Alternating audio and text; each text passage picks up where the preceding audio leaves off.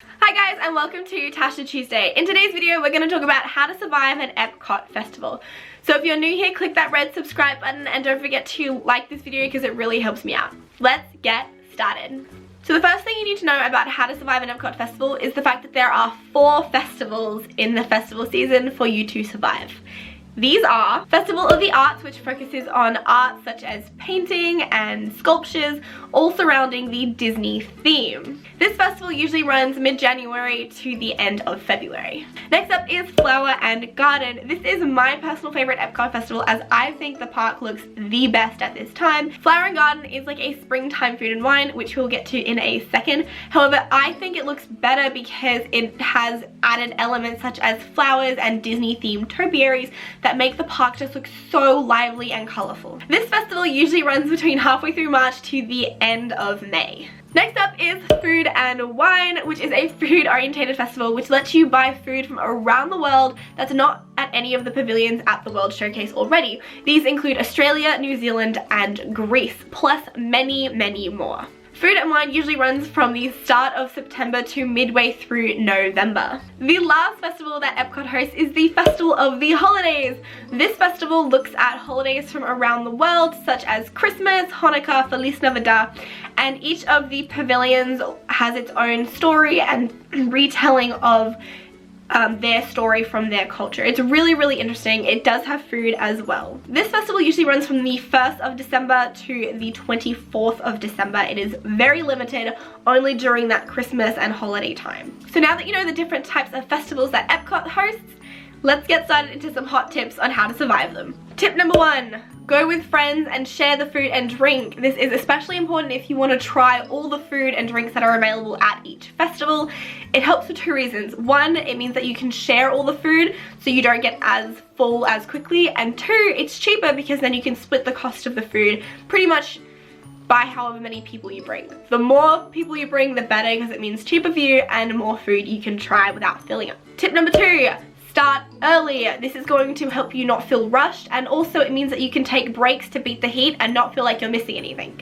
Stalls usually open between 10:30 and 11 depending on their location. If they're found in Future World, it's going to be around that 10:30 mark, and if it's found in the World Showcase, which is where the majority of the stands are in during the festivals, it's going to be around that 11 AM time. So my recommendation is get there before then so you can start straight away. Tip number 3, pace yourself. It is important to take your time so that you enjoy every bite, so that you don't feel sick, and so that you don't get heat stroke.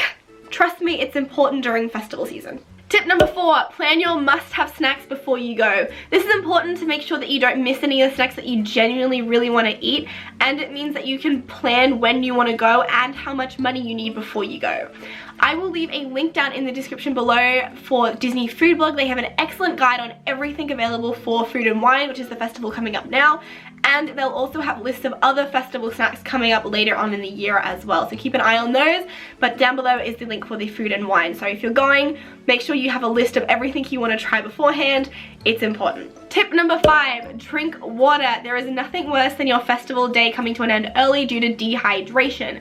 You can get free water at any of the quick service restaurants around the World Showcase, so there is no excuse not to drink it. So stay hydrated, drink water. You got this. Tip number 6, if you can go on a weekday, it means there is going to be less crowds because people coming for weekend trips aren't going to be there yet. People are at school and work, and the crowds are just generally less during the week. Tip number 7, for those of you who drink, take advantage of the beer and wine flights. This allows you to try multiple different beers and wines as opposed to just one. Tip number 8, if you are on a strict budget, put your money on a Disney gift card. They have one themed around each festival, so you can put it on there, and that way you can keep track of your money and know you're not overspending. Finally, tip number 9 is time your day. You want to be able to time your day so that you can eat everything that you want from the booths and still see some of the really great shows that the festivals put on. During Food and Wine, there is Eats the Beat, and there are some really great artists available so that you can see for free, which is included in your park admission ticket.